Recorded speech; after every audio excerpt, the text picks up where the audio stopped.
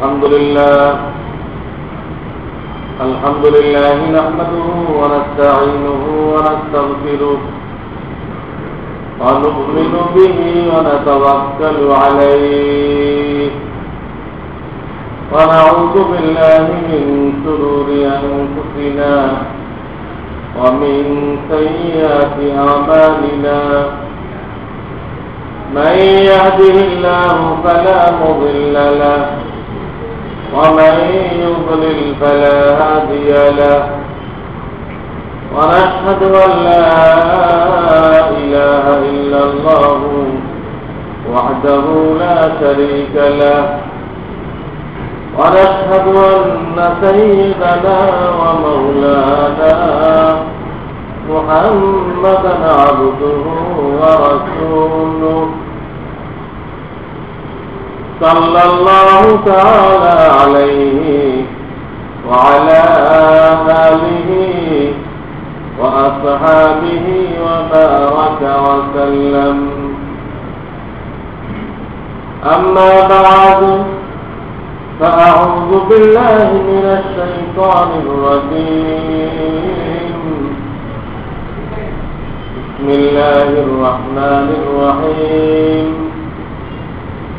يوم تقوم الساعة يقسم المجرمون ما لبثوا غير ساعة وقال النبي صلى الله عليه وسلم القائم على الدين كالقابض للجمر أو كما قال النبي صلى الله عليه وسلم बुजुर्गान मुहतरम আল্লাহ তাআলা আমাদেরকে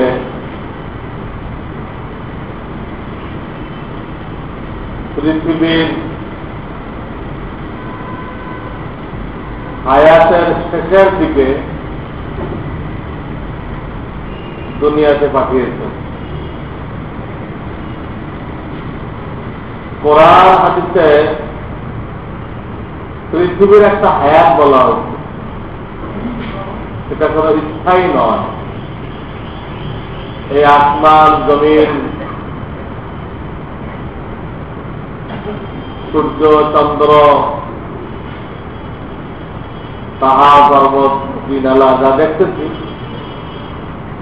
এগুলো স্থায়ী নয়। নির্দিষ্ট সময়ের জন্য আল্লাহ তাআলা সৃষ্টি করেছেন। এক সময় আসবে যে আল্লাহ তাআলা এগুলোকে ধ্বংস করে দেবেন। সেই ধ্বংসের আগে কি অবস্থা হবে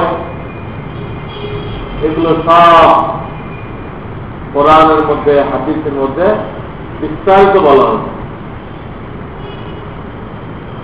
ওই আলামত দেখার কারণে আমরা বলতে বাধ্য হয়েছি যে আমরা পৃথিবীর হায়াতের শেষের দিকে আছি। পৃথিবী তার হায়াত প্রায় অতিক্রম করে ফেলেছে, শেষ করে দেবে। স্বয়ং নবী করিম সাল্লাল্লাহু আলাইহি সাল্লাম বলেছেন ওনার হায়াতে যে আমি এবং কিয়ামত এত কাছাকাছি, এত মিলিত, তিনি দুই আঙ্গুল দেখাইছেন, শাহাদাত আর মধ্যমা। এই দুই আঙ্গুল যেমন একসাথে শুরু হয়েছে, কিন্তু মধ্যমাটা একটু আগে বেড়ে গেছে। গোড়া এক জায়গায়, কিন্তু এইভাবে ধরলে মধ্যমাটা একটু অ্যাডভান্স। হুজুর আলাইহিস সালাম বলতেছেন ঠিক এরকম কিয়ামত আসা আর আমার আবির্ভাব হওয়া একই সময়। পার্থক্য এতটুকু, মধ্যমার আঙ্গুল যেমন একটু বেড়ে গেছে, আমি কিয়ামতের একটু আগে দুনিয়ার সাক্ষী। আর এক হাদিসের মধ্যে আরো ক্লিয়ার করতেন, পুরো একটা দিন 12 ঘন্টা, এর মধ্যে আসর থেকে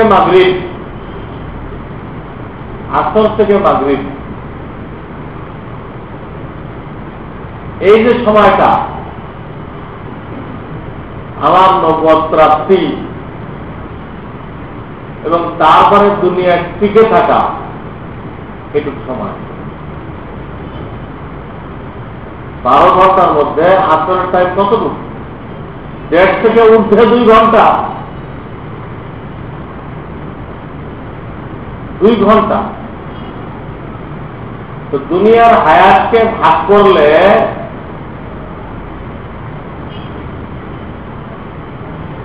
6 ভাগের 1 ভাগ বাকি থাকা অবস্থায় নবী করিম সাল্লাল্লাহু আলাইহি ওয়াসাল্লাম নবুয়ত প্রাপ্ত হয়েছে।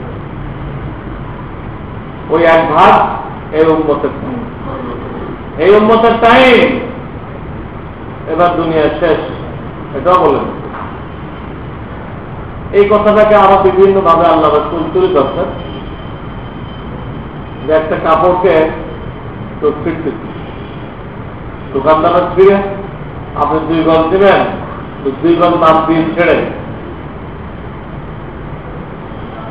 ফিরতে গেলে একদম অল্প একটু বাকি যখন থাকে এদেরকে পায় বলে, মজবুত হয়। তো বলতে পুরাটাই জোড়া হয়ে গেছে, পাইপ তো বাকি আছে। এইভাবে তিনি নানানভাবে ইঙ্গিত করেছেন যে আমার আসার পরে কিয়ামতের ব্যাপারে খুব বেশি দেরি হবে না, বেশি দেরি হবে। ইসলামী ইতিহাস সাক্ষ্য, হযরত আদম আলাইহিস সালাম থেকে নিয়ে প্রিয় নবী মুহাম্মদ রাসূলুল্লাহ সাল্লাল্লাহু আলাইহি ওয়াসাল্লাম পর্যন্ত সময় হলো 6000 বছর। হযরত আদম আলাইহিস সালাম থেকে নিয়ে আমাদের নবী নবুয়ত পাওয়া, এটার গ্যাপটা হলো 6000 বছর। এটা কিন্তু দুনিয়ার বয়স না। আদম আলাইহিস সালামকে পয়দা করার আগেও দুনিয়া ছিল,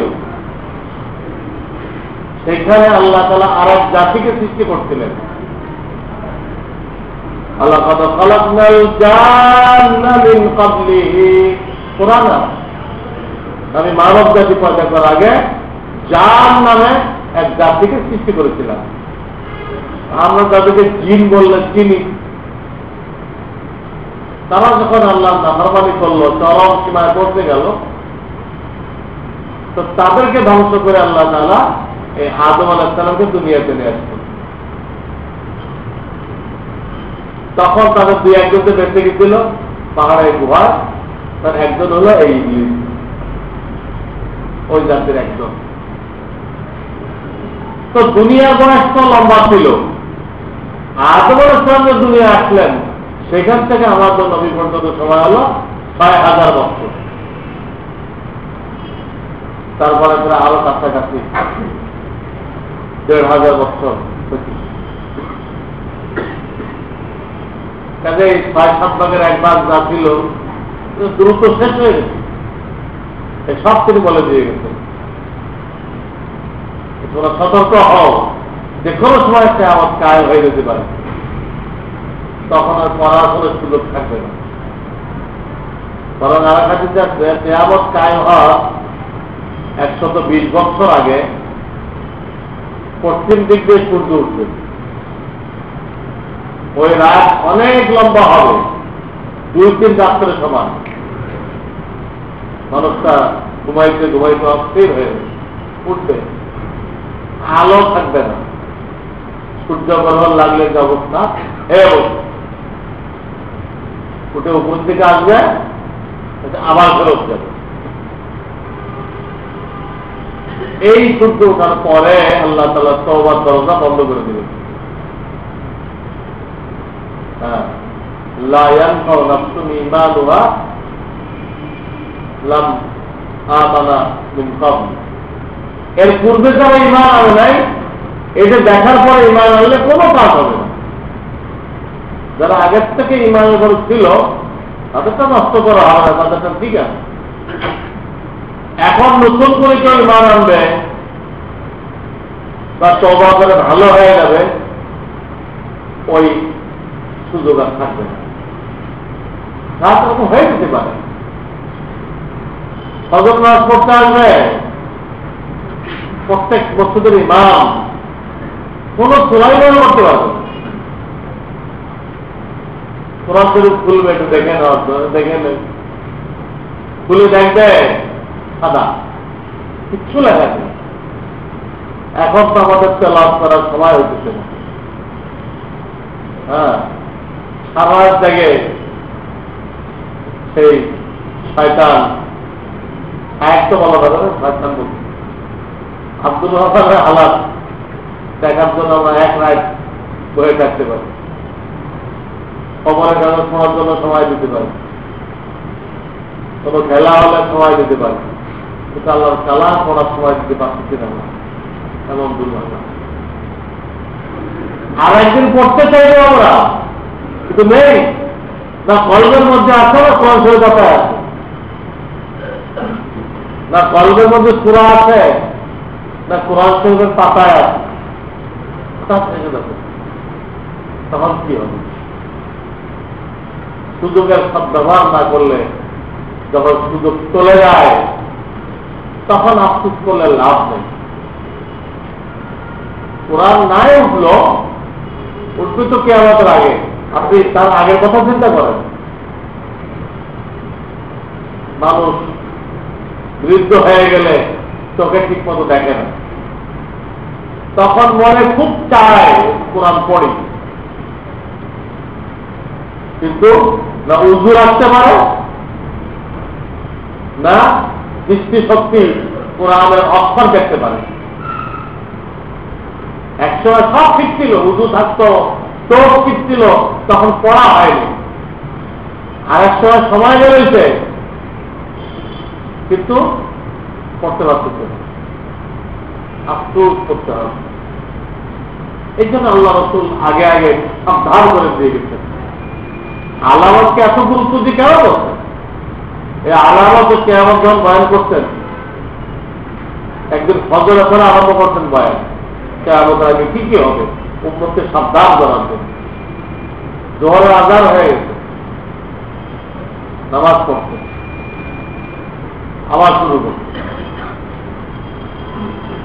বয়ান চলতেছে কিয়ামতের আলামত। এজন্য খাওয়া দাওয়া ছিল না, বয়ান করছে। আসরের আযান হয়ে গেছে, খাওয়ার নাম নিশানা নেই, আযান হয়ে গেছে, নামাজ হয়ে গেছে, পুরা দিন তিনি আলামত বয়ান উম্মতকে সতর্ক করার জন্য। সাহাবায়ে কেরাম বলেন, হাফিজাহু মান হাফিজা ওয়া নাসিয়াহু মান নাসিয়া। আল্লাহ তাদের ব্রেনটা দিল, তারা হয়তো অনেকটা ইয়াদ রাখতে পারছে, পুরাটা তো সম্ভব না। সকাল থেকে সন্ধ্যা পর্যন্ত একটা না বয়ান দেওয়া হয়, কতদূর মনে থাকবে আপনার? আমরা 1 ঘন্টা বয়ান করি, 1 ঘন্টা না কম, তাই কতটুকু মনে থাকে? বাসায় যে খোঁজ নিয়ে দেখেন কতটুকু মনে থাকে। সারাদিন সেদিন বয়ান উম্মতকে সতর্ক করার জন্য। সাহাবী বলেন, অনেকে ইয়াদ রাখছে, অনেকে ভুলে। ওনারা বলেন, তবে ওর কোন আলামত যখন সামনে আসছে তখন তো মনে পড়েছে, এটা তো হয়ে গেছে, অনেক কথা ভুলে গেছে, কিন্তু ওই জিনিসটা যখন বাস্তবায়িত হয়েছে তখন আদেশটা কি হয়েছে মনে হয়েছে। স্বাভাবিক, আমাদের দেশের তো কথা শুনেন, সব কথা মনে থাকে না, কিন্তু ওর ঘটনা ঘটে, কেউ একটা প্রশ্ন করে, তখন কিন্তু মনে করবে, এটা কথা হুজুর করেছিলেন, তখন মনে করবে, এটা বল, সব বলে দিই। তো যদিও এই জামানায় একদিকে দিনের উপর থাকা কঠিন হবে, কঠিন হবে। আমি হাদিস শোনাচ্ছি, আল কাইমু আলা দ্বীন কাল কাবিদিল জামন। হাতের উপরে আগুন রাখা যেমন কঠিন, ওই জামানায় দিনের উপরে কায়েম থাকা কঠিন। চতুর্দিক দিয়ে মানুষ নিরুৎসাহিত করবে, টিটকারি করবে, টিটকারির কারণে কোরআন শিখতে লজ্জাবোধ করবে। আচ্ছা, এমন টিটকারি করবে যে একটা লোকের মনে চায় আল্লাহ কালামটা শিখি, কিন্তু লজ্জাবোধ কেউ দেখে পাবে, মৌলবাদী করবে, কোরআন শিখতে লজ্জা পাবে। বরং তার শোনা যাচ্ছে অনেকে তার নাম যে ইসলামী নাম, এটা বলতেও নাকি লজ্জা পাই। খ্রিস্টান ইহুদরা মিলে মুসলমানদের বিরুদ্ধে এত অপপ্রচার করত, মুসলমানদেরকে জঙ্গিবাদী বানানোর জন্য। এখন নাম শুনলেই তো বোঝা যায় মুসলমান না কাফের। মুসলমানদের মধ্যে এতটা উদারতা আছে, এই ইহুদি খ্রিস্টানদের আমলে যত নবী আসছে সব নবীদের নাম মুসলমানরা তাদের আওলাদদের জন্য রেখেছে। ইহুদি খ্রিস্টানদের জামানা পৃথিবীতে যত নবী আছে, ইসহাক আছে, হযরতে মূসা আছে, ঈসা আছে, জাকারিয়া আলাইহিস সালাম আছে, ইয়াহইয়া আলাইহিস সালাম আছে, যত নবী আছেন সব নাম আমাদের মধ্যে পাওয়া যাবে। তারা এত বেশি মুসলিম বিদ্বেষী, তাদের কারণ নাম মোহাম্মদ পাওয়া যাবে। কোন ইহুদি, কোন খ্রিস্টান না তারা তার সন্তানের নাম মোহাম্মদ রাখছে, সেটাই বের। আমাদের নবীর নাম তারা রাখতে রাজি নেই, তাদের সমস্ত নবীর নাম মুসলমানরা তাদের সন্তানদের নাম রেখেছে। তাদের অন্তরটা কত সংকীর্ণ বুঝা যাচ্ছে। এই কারণে তারা পরিকল্পিত ভাবে আমাদেরকে জঙ্গি বানাইছে। বানানোর দ্বারা মুসলমানরা তার ইসলামের নাম বলতে শরম পাইছে। কোরআন শিখতে শরম করতে, কিয়ামতের আলামতে লিখতে মানুষের ভিতরে বিনয় নম্রতা খতম হয়ে যাবে, থাকবে না। তবে এগুলোর অভিনয় থাকবে 16 আনা। বিনয় নম্রতা এর অভিনয় 16 আনা থাকবে। এত বিনয় আল্লাহ একটু বলে দেবেন, কিন্তু হাদিসে আছে দিলটা সিংহর দিলের মতো, খালি খাও আর খাও। সিংহ খাওয়া খাওয়া বাইরে কিন্তু বুঝে। খ্রিস্টানরা এক জামানা পর্যন্ত এটা করত। আমরা যতই বলতে এরা মুসলমানদের দুশ্মন, যারা লন্ডন আমেরিকাতে আছে তাই বলেন কি, আমরা সেখানে থাকছি, খালি একটু জিজ্ঞেস করলে অমুক জায়গায় কোন জায়গায় গাড়িতে করলে সেখানে পৌঁছাই দিয়ে এত নম্র, এত ভদ্র, এত অন্যের উপকার করে, এত পাবলিক। তারা কিছুটা হইলে হইতেও পারে, কিন্তু যারা পরিচালক তাদেরকে এরকম কোনোদিন পাওয়া যায় নাই, পাওয়া যাবে না। এটা কিয়ামতের আলামত যে মানুষ নম্রতা বিনয় অভিনয় করবে, কিচ্ছু বিনয় তার ভিতরে নেই, পুরোটাই ভগবান ব্লক দেখান। তো কোরআন শিখতে লজ্জা বোধ করবে, কি কঠিন জামানা। আল্লাহ রাসূল বলতেছে আগুনের টুকরা হাতে রাখার মতো অবস্থা। কোরআন শিখতে দেবেন, তারা অভিযোগ করবে। নামাজ পড়বেন, গাড়ি রাখবেন, আরে এত তাড়াতাড়ি হুজুর হয়ে গেলে, হাফিজ হুজুর হয়ে গেলে। ছেলেকে কোরআন পড়তে দেবেন, আরে ছেলেকে ফকির বানাই দিলাম, বেকার বানাই দিলাম, কিচ্ছু হবে না, এই ছেলে দ্বারা কিচ্ছু হবে না। আল্লাহ দিন শিখাইবেন তো কিচ্ছু হবে না। কিছুই যদি না হয় তো আমাদেরকে রাখা হচ্ছে কেন? আমাদের বাবারা তো আমাদেরকে কোরআন শিখেছে, আমরা বেকার হয়ে থাকি। হ্যাঁ, তাহলে কাজের লোকেরা আমাদের বয়স হলে কেন, সময় নষ্ট করে কেন?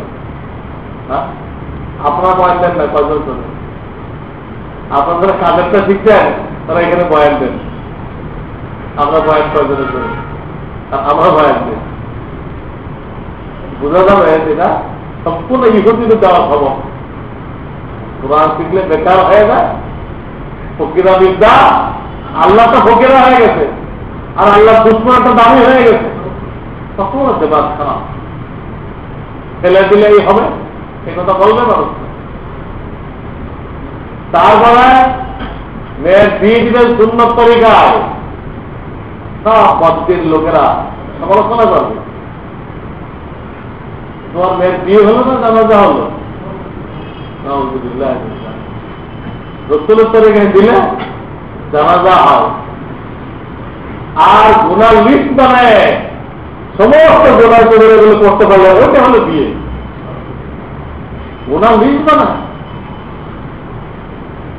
মানে কোনো গুনাহ যাতে বাদ না যায় এইভাবে করা হয়, সেটা নাকি বিয়ে।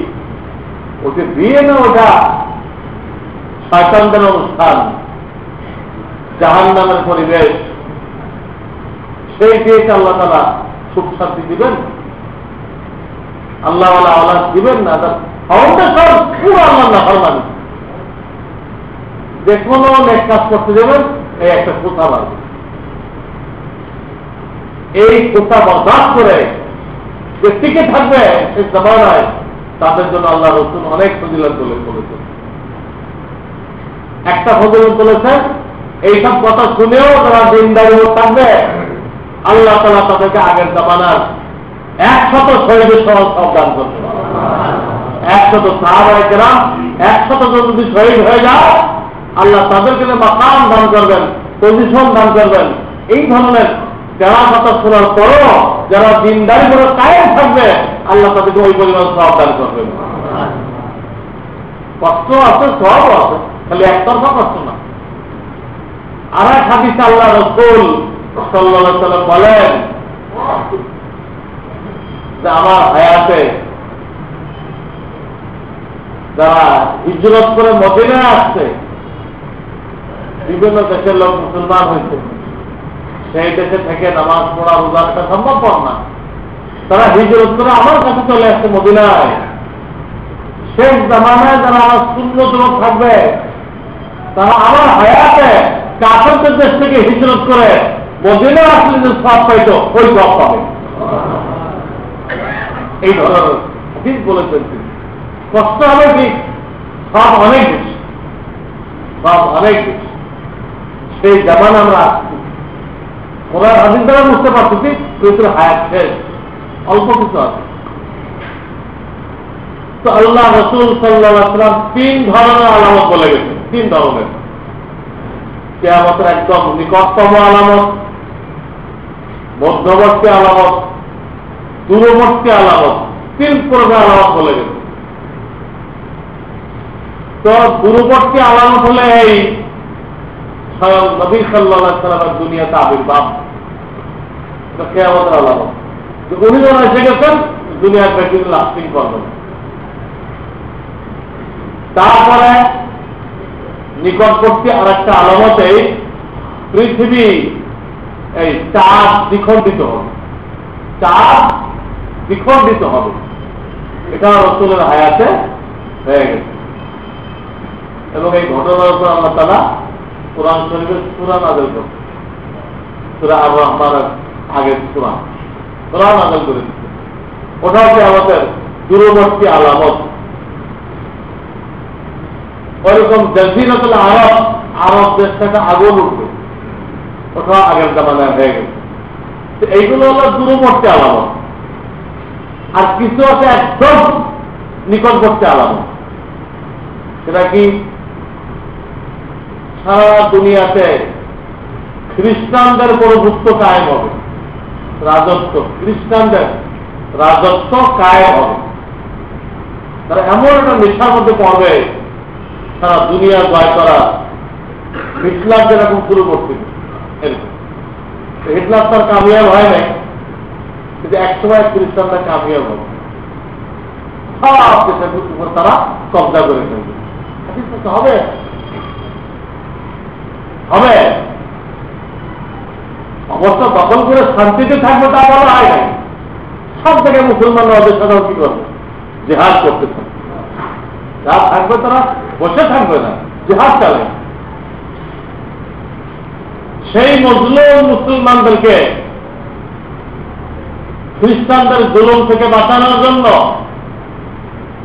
মজলুম মুসলমানদের সাহায্য করার জন্য আল্লাহ রাব্বুল আলামিন ইমাম মাহদিকে পাঠাবেন। এটা কিন্তু লাস্টের আলামত। উনি আসার পরে যুদ্ধ হবে খ্রিস্টানদের সাথে। কোন পক্ষের জয় পরাজয় হবে না। লাস্টে এসে মুসলমানদের জয় হবে, খ্রিস্টানদের পরাজয় হবে। এইরকম শোচনীয় পরাজয় হবে যে বিশ্ব জয়ের নেশা তাদের মাথায় এক জায়গা বলা থাকবে না। যে নেশা নিয়ে নাম ছিল, এই নেশা একদম শেষ। তাদের রাজত্ব ওটা খতম করার জন্য ইমাম মাহাদির আগমন। তারপরে দাজ্জাল আসবে ইহুদিদের সাহায্য করার জন্য। সে দাজ্জালকে খতম করার জন্য আসবে হযরত ঈসা আলাইহিস সালাতু ওয়াস সালাম। ঈসা আলাইহিস সালাতু ওয়াস সালাম আসবে। ইমাম মাহাদির শেষের দিকে কিছুকাল দুজন একসাথে মিলে মুসলমানদের দেখাশোনা করবে। মাহাদি আছে, ঈসা আলাইহিস সালাম। এরপরে ইমাম মাহাদি ইন্তেকাল করে যাবেন, তখন মুসলমানদের নেতৃত্ব দিবেন ঈসা আলাইহিস সালাম। তিনি কিন্তু ওনার নবুয়ত প্রচার করতে আসবেন না, মুসলমানদের একজন সদস্য হিসেবে এই আখির নবীর কোরআন সুন্নাহ প্রচার করার জন্য আসবেন, দাজ্জালকে খতম করার জন্য আসবেন। ওনার হাতে দাজ্জাল খতম হয়ে যাবে। সিরিয়ার একটা জায়গায় খতম হয়ে যাবে, ওই জায়গার নাম হলো বাবেলুন। বাবেলুন, হ্যাঁ। এগুলো বড় বড় আলামত একদম কিয়ামতের আগে। এরপরে দাজ্জাল খতম হওয়ার পরে ইহুদিদের সাথে যুদ্ধ হবে। সব ইহুদি খতম। যেখানে যা পলায় থাকবে ওই গাছ, ওই পাথর, ওই গর্ত দেখে মুসলমানদেরকে বলবে আমার এইখানে একটা ইহুদি আছে, কতল করো। পাথরে বলবে, গাছে বলবে, সব কিছুতে বলবে, কতল হয়ে যাবে। তাহলে একটা গাছে বলবে না, হাদিস আসছে গরকত। গরকত, হ্যাঁ, এই গাছের নাম বাংলাতে হয় হাউ গাছ। সাজারুল ইহুদ বলা হয়, ইহুদিদের গাছ। এই গাছে বলবেন তো, না বললে কি হয়েছে? ওই গাছে তো পাতায় পাতায় তুলতে হবে। মুসলমানের জানে হাদিস আছে, এই গাছে বলবেন ইহুদি খতম। এরপরে আজুজ মাহুজ আসবে। হ্যাঁ, এরা এদেরকে দিল কর নাই এক জায়গায় আটকায় রেখে গেছে, ওতে বেড়ে তারা দুনিয়াকে রাজ করে ফেলবে, রাস্ত নাবুদ করে ফেলবে। ইয়াজুজ মাজুজ একটা জাতির নাম। তাপমাত্রা আসবে, জমিন ফেড়ে ভূমিকম্প হবে, জমিন ফেড়ে আধিক জন্তু বেরোবে। এক এক অঙ্গ এক একটার মতো, পাউডের মতো, হাত বানানোর মতো, চেহারা মানুষের মতো, আর ঘাড়ের জায়গাটা ঘোড়ার মতো, এক এক জায়গায় একরকম। তাপমাত্রা আপ সে অত্যন্ত স্পষ্ট ভাষায় মানুষের সাথে কথা বলবে। তুকাল্লিমুন নাস, তার কাছে হযরতে মূসা আলাইহিস সালামের লাঠি থাকবে, আর হযরত সুলাইমান আলাইহিস সালামের আংটি থাকবে। ওই জানোয়ার আছে, হ্যাঁ, এই জানোয়ার থেকে কেউ আসতে পারবে না, কেউ আসতে পারবে না। লাঠি দিয়ে মুসলমানদের কপালে একটা চিহ্ন লাগাই দিবে, এই লোকটা মুমিন, চমকাইতে থাকবে। আংটি দিয়ে কাফেরের কপালের মধ্যে চিহ্ন লাগাই দিবে, কাফের, কেউ বুঝতে পারবে না। একই বলতে বলবে, একদম ক্লিয়ার বলবে, বোঝা যাবে কে কে মুমিন, কে কে কাফের, একদম ক্লিয়ার। লাঠি দিয়ে চিহ্ন দিবে ইমানের, আর ওই আংটি যে চিহ্ন দিবে উপরে, এই দাম্পত্য ভাব। এরপরে পশ্চিম দিকে সূর্য উঠবে, এই সূর্য ওঠার পরে 120 বছর দুনিয়া থাকবে, এরপর সিংহায় খুব দেওয়া হবে, সব শেষ। এইগুলো ইমাম মাহদী আসা, দাজ্জাল বের হওয়া, ঈসা আলাইহিস সালাম নামবেন, এখন যেটাকে সিরিয়া বলা হয়, সিরিয়ার রাজধানী যেন দামেস্কের মসজিদে নামবেন তিনি। হ্যাঁ, ফেরেশতার কাঁধে ভর করে আবার ইন্তেকাল করবেন নরমাল, ওনাকে দাফন করা হবে আমাদের নবী মুহাম্মদ রাসূলুল্লাহ সাল্লাল্লাহু আলাইহি ওয়াসাল্লামের পাশে। উনি আসবেন, ইহুদিরা খতম হবে, ইয়াজুজ মাজুজ আসবে, দাব্বাতুল আরদ আসবে, পশ্চিম দিকে সূর্য উঠবে। এইগুলো হলো কিয়ামতের একদম নিকটতম আলামত। রাসূলের আগমন, চাঁদ দ্বিখণ্ডিত, এই টাইপের গুলো দূরবর্তী, ওটা নিকটবর্তী। এখন যে চলতেছে এটা হলো মধ্যবর্তী আলামত গুলো চলতেছে। এইভাবে ব্যাখ্যা দিতে চেয়েছিল মধ্যবর্তী আলামত কি। যেমন একটু আগে বলছি আমি যে বিনয় আর নকলটা বলতে থাকবে না, কিন্তু এর চাপাবাজি খুব থাকবে, অভিনয় খুব থাকবে। আজকাল মুনাফিকি এটা ফ্যাশন হয়ে গেছে। মুনাফিকি করা ফ্যাশন, আপনার মুখের উপরে আপনাকে প্রশংসা করা ফ্যাশন হয়ে গেছে, খুব প্রশংসা করবে।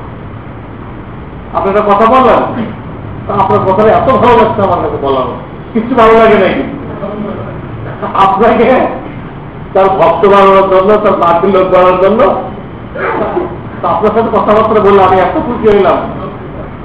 একদম মুনাফিকি হাদিস, এই একটা আলাপ। আরো কিছু আলাপ বলেছি আমি। দিন উপরে চলতে গেলে অনেক কটু কথা শুনতে হবে। এই শয়তানদের, আল্লাহ দুশমনদের পক্ষ থেকে কটু কথার তীর নিক্ষেপ করা হবে, বরদাস্ত করতে হবে। যে পারবে না, সে দিন উপর চলতে পারবে না, চলতে পারবে না। সেই জামানা সম্পর্কে বলা হয়েছে বৃষ্টি হবে কিন্তু গরম যাবে না, গরম চলতে থাকবে। মিথ্যা এটা আয় রোজগারের একটা হাতিয়ার হবে। মিথ্যাটা আয় রোজগারের হাতিয়ার হবে। কেউ মিথ্যা সাক্ষী দিয়ে পয়সা দিচ্ছে, হ্যাঁ, কেউ মিথ্যা মামলা করে সম্পদ দখল করছে, মিথ্যা মামলা করে আরেকজনটা নিয়ে নিচ্ছে, কোর্ট কাছারি সব কিনে ফেলছে। মিথ্যা মিথ্যা কথা দ্বারা মানুষ সম্পদ উপার্জন করবে। কোরআন পড়া হবে দুনিয়া হাসিল করার জন্য। অনেকে খুব কেরাত পড়ে, দরজা বাজা করে, কেন? বিদেশে চান্স পাওয়া যাবে, আন্তর্জাতিক প্রতিযোগিতা অংশগ্রহণ করা যাবে, এরা আখড়াতে কিছুই পাবে না। যদি প্রতিযোগিতা হয় এটাও কেয়ামতের আলামত, কেয়ামতের আলামত। কোরআন পড়তেছে দুনিয়ার জন্য। মসজিদ গুলো হাদিসে আছে খুব সার্থকতা হবে। এই জন্য মসজিদ বেশি পাথর টাথর লাগায় যে খুব নজর কাড়া, এগুলো কেয়ামতের আলামত। হাদিস আছে যেটা বানানো হবে মসজিদ, খালি তাই না, আর এক হাদিস আছে মানুষ মসজিদ নিয়ে কি করবে? অহংকার করবে। তোমরা কি মসজিদ বানাচ্ছে? আমার কথা দেখে আছে, মসজিদ দিয়ে অহংকার করবে। মসজিদ খুব সচেতন হবে, মেম্বার খুব উৎসাহ হবে, মিনারা খুব উৎসাহ হবে, আর এত লক্ষ লেগার করবে। কেয়ামত আলামত এই হবে। কোরআন শরীফকে খুব সুসজ্জিত করা হবে, কর্ণওয়ালা নেই, উপর দিয়ে ভিতরের পাতার মধ্যে এত নষ্ট করছে, পড়ার কোন নষ্ট নেই। মহিলারা সব কর্মজীবনে পুরুষের পাশাপাশি চলে আসবে, চলে আসছে কিনা? মহিলারা এগুলো আল্লাহ রাসূল কেন বলছেন? তোমরা যারা আমি মুহাম্মদ রাসূলুল্লাহকে মহব্বত করো, এগুলো হবে, কেউ ঠেকাতে পারবে না। আমাকে যারা মহব্বত করো, তোমরা এই কাজগুলো করো না। আমরা যাতে না করি এবং আমাদের বন্ধু বান্ধবদেরকে বলে বিরত রাখি, এই জন্য বলতেছেন তিনি। শুধু এই কথা বলার জন্য দেখো আল্লাহ রাসূল কত সত্যবাদী ছিলেন, তিনি যা বলে গেছেন সব ঘটে গেছে। এইটুক বলে আপনি সংক্ষেপে আফসোস করলেন, দেখো তিনি যা বলে গেছেন সব ঘটে গেছে, ঘটবেই। তিনি আল্লাহ থেকে জানিয়ে জানিয়ে করেছেন। এমনকি তিনি বলেছেন যে আমাদের আলামত মক্কা শরীফের বিল্ডিং গুলো পাহাড় থেকে উঠতে হবে। এখন যেগুলো খোলা নেয় এগুলো পাহাড় থেকে উঠতে হয়ে গেছে, আর ওখানে যা পাহাড় দেখলাম কোনো পাহাড় তো খালি নেই, সব পাহাড়ি লোকেরা বিল্ডিং বানাইছে। পাহাড় খালি নেই, পাহাড়ের উপর কি বানাইছে? বিল্ডিং বানাইছে। অটোমেটিক বিল্ডিং কি হয়েছে? উঠতে হয়ে গেছে। আর যেগুলো খোলা আছে মক্কা টাওয়ার, তাওহীদ টাওয়ার খোলাছে, এটা পাহাড় থেকে উঠছে। আর এখনটা শুরু করছে আব্দুল আজিজ মক্কা টাওয়ারের পাশে, আরো উৎসাহ হবে। আল্লাহ রাসূল বলে গেছেন, সব তিনি সচকে দেখছেন, ওনার সামনে দৃশ্য দেখানো হয়েছে। মক্কার বিল্ডিং গুলো পাহাড় থেকে উৎসাহ হবে। আরো বলেছেন মক্কার বুক চিরে রাস্তা তৈরি করা হবে। মক্কা সাহেবের বুক চিরে রাস্তা তৈরি করা হবে। এখন যাই দেখেন বুক চিরে কি পরিমাণ রাস্তা আর কি পরিমাণ টানেল তৈরি করা হবে, সব ওনাকে দেখানো হয়েছে, তুমি দেখে দেখে বুঝবে। আর এখন সব বাস্তবায়ন হয়েছে। তো ওই জামানে আসছে, হাদিস আসছে মুসলমানদের মাল বৃদ্ধি পাবে। কিয়ামতের একটা আলামত তিনি বলছেন, তোমরা গরিব হয়ে বদ্দিন হয়ে যাবা, আমার এই ভয় নেই। গরিব হয়ে বদ্দিন হওয়ার ভয় নেই।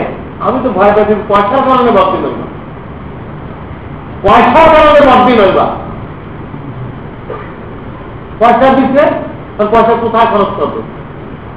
যদি গুনার কাজ না করে, সব রুমে রুমে একটা টেলিভিশন না লাগায়, গান বাদ্যের ব্যবস্থা না করে, পয়সা কোথায় খরচ করবে? মসজিদে তো দিবে না, মসজিদে দিবে না, মাদ্রাসাও দিবে না, মহা তোমরাও করবে না, তো কোথায় খরচ করবে? তো আল্লাহ রাসূল বলেছেন মাল বেশি হয়ে যাবে, কিয়ামতের আলামত মাল বেশি হয়ে যাবে মুসলমানদের কাছে। এই কথা শুনে সাহাবায়ে কেরাম বললেন, হুজুর তা তো ভালো, এটা তো কিয়ামতের আলামত কেমনে হলো?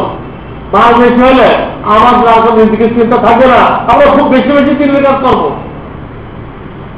এই কথা বললো সাহাবায়ে কেরাম। তো মাল বেশি হতে ভালো, আমার কোনো চিন্তাই থাকবে না। তখন আমরা একদম নিশ্চিন্ত মনে খালি লোকদেরকে দাওয়াত দিব, হ্যাঁ কোরআন শিখাইব, আর ভালো না হলো না, তা করবে না। মাল বেশি হলে এটা করবে না, ওই মালকে আরো বাড়ানোর জন্য এবং ভোগবিলাসে মস্ত থাকার জন্য তারা ওই দিনের জন্য কোনো সময় বের করতে পারবে। দূরে বুঝে তোমরা যা বুঝতো মাল বেশি হলে দিনের কাজ বেশি হবে, তা তো হবে না। বরং তারা বেশি তো হয়েছে, আরো কেমন বেশি করা যায় এই ফিকির করবে। এটা একটা নেশা হয়ে যায় মানুষ, মানুষের নেশা হয়ে যায়। নেশা হয়ে গেলে বাড়াইতেই থাকে। কত বাড়াইবা কেউ জানেন না, কত বাড়াইছে বাড়াইছে, তার কয়েক খানদান চলার ব্যবস্থা হয়ে গেছে। আপনার ছেলের জন্য আল্লাহ তাআলা আপনাকে রিজিক দাতা বানাই নেই। এত সম্পদ রেখে দেওয়া মানে ছেলেগুলোকে নষ্ট করে দেয়। অনেকে মনে করে প্রত্যেক ছেলের জন্য একটা গাড়ি দিতে হবে, বাড়ি দিতে হবে, এইগুলো যারা করে এখন তাদের ছেলেগুলো কোনো কাজ নেই, কোনো কাজ নেই। মানুষ যখন বেকার থাকে, কোনো কাজ না থাকে, তখন নষ্ট হয়ে যায়। তখন তার নাচ গান, হ্যাঁ মদ আর এ সমস্ত দেহ ব্যবসায়ী, এইগুলো নিয়ে থাকা ছাড়া কোনো কাজ নেই। এগুলো যারা করতেছে তাদের ছেলে পেলে 40 বছর হায়াত পাবে গেলা শব্দ নষ্ট হয়ে খতম হয়ে যাবে, ধ্বংস হয়ে যাবে। এত কিছু করা ঠিক না। আল্লাহ মাল দিচ্ছে, খুব দিনের কাজ করেন, মসজিদ তৈরি করেন, মাদ্রাসা তৈরি করেন। একটা মাদ্রাসা মানে একটা ক্যান্টনমেন্ট, ক্যান্টনমেন্ট ওই এলাকার বদিন থাকতে পারবে, বদিন থাকতে পারবে। কিন্তু আমরা হয়ে গেছে কারণ হয়ে গেছে, খালি মাল বাড়াও, খরচ করার নাম বিচার নেই। তিনি বললেন ওই মাল দিনের কাজে লাগবে না, নিশার মধ্যে পড়ে যাবে, খাওয়া নেই, ঘুম নেই, এরা পয়সা বাড়াইতে চায়, সকালে বের হয় রাত 12টায় ফেরে। তার কোটি কোটি টাকা আছে, আর একটা প্রজেক্ট বাড়ানোর জন্য সকালে বের হয় আর রাত 12টায় ফেরে। বিশ্বাস ছাড়া কি? তার তো কোনো বড় আছে, কোনো বড় আছে, শুধু মিথ্যার উপরে করে দিচ্ছে। এই করতে করতে হঠাৎ বলা বলবো আগে চলো, আরে চলো, আমি তো কিছু করে নেই, এখনো আমার টাইম দাও, কোনো টাইম নেই। এই করতেছে, হঠাৎ দেখে তো আল্লাহ বলবো কি আজরাইল সামনে এসে গেছে। প্রজেক্টে বড় প্রজেক্ট, মিল কারখানা পরে মিল কারখানা তাকে আজকেও আল্লাহ ডাক দিতে পারে, ঠিকই তোর মাথায় ঢুকতেছে না, সম্পূর্ণ অপ্রস্তুত অবস্থা তাকে দেখতে হচ্ছে। আলে বলার আছে বুঝাই দিচ্ছে, কোরআন তাকে ডাকতেছে, নেশা এমন নেশা পড়ছে কিছুই কাজে আসছে। আল্লাহ রাসূল বললেন মাল বাড়ানোর নেশা আর ভোগ বিলাস, কোথায় ভালো খানা পাওয়া যায়, হ্যাঁ এইগুলো খুঁজে বের করবে। কোথায় দিনের বয়ান হয়, ইমান আমল ঠিক করে এটা খুঁজবে না, কিন্তু ভালো খানা কোথায় পাওয়া যায়, হ্যাঁ দুনিয়ার ভালো ভালো জিনিস কোথায় পাওয়া যায় এগুলো খুঁজবে। ঠিক দুনিয়াটার যে অবস্থা, একটা জন্তু জানোয়ারের যে অবস্থা, একটা জন্তু জানোয়ার পেটের বাইরে কিছুই চিন্তা করতে পারে না। পেট ভরতে হবে, এর বাইরে একটা জানোয়ার কিছুই চিন্তা করতে পারে না। ওই জামানে মানুষ তো পারবে, কিন্তু ওই মানুষগুলো মানুষ থাকবে না, এগুলো দোপায়া জানোয়ার হয়ে যাবে। জানোয়ার হয়ে সে পেটের বাইরে আর কিছুই চিন্তা করতে পারবে না। খালি মজাদার খানা কোথায় পাওয়া যায়? এই জামানায় সবচেয়ে ভালো ব্যবস্থা চলে কিন্তু মজাদার খানা সবচেয়ে বেশি। এইরকম কোন ব্যবস্থা মানে এই জামানায় চলে না। কেন? সব মানুষ ওজন বিলাস হয়ে গেছে। আল্লাহকে কত ভালো খানা ব্যস্ত রাখছে, ওরা কোনো চিন্তাই নেই, বা দুনিয়ার এই মজা নিয়ে নাও, এই মজা নিয়ে নাও। তো মাল বাঁচছে, ইসলামের কি ফায়দা হয়েছে? আল্লাহ যারা তাদের মাল যত বাড়াক না কেন, তার জিন্দেগির স্ট্যান্ডার্ড এক থাকবে, জিন্দেগির স্ট্যান্ডার্ড এক থাকবে। তার মাল বাঁচছে, আল্লাহ রাস্তা ব্যয় করো, মাল বলে আল্লাহ রাস্তা ব্যয় করে, ভোট দেওয়ার যে ব্যয় করো না। আপনারা বলছেন মাল যত বাড়ে গুনার পরিমাণ তত বাড়ে, মাল যত বাড়ে গুনাহ তত বাড়তে থাকে। তো এটা একটু শুরু হয়ে গেল ইনশাআল্লাহ এই পয়েন্টের উপরে, যে মধ্যবর্তী আলামত কি, এটার উপর আমি ব্যাখ্যা করব। উদ্দেশ্য যে আমরা নিজেরা ওটার থেকে বাঁচার চেষ্টা করব, বন্ধু বান্ধবকে বাঁচার জন্য দাওয়াত দিব। এই জন্য আল্লাহ রাসূল বলে দিয়ে গেছেন, তাহলে কোনো প্রয়োজন ছিল না। আল্লাহ তাআলা এই সমস্ত গুনাহ থেকে, কিয়ামতের আলামত থেকে আমাদের সকলকে বাঁচার তৌফিক দান করেন। ওয়া আখিরু দাওয়ানা আনিল হামদুলিল্লাহি রাব্বিল আলামিন।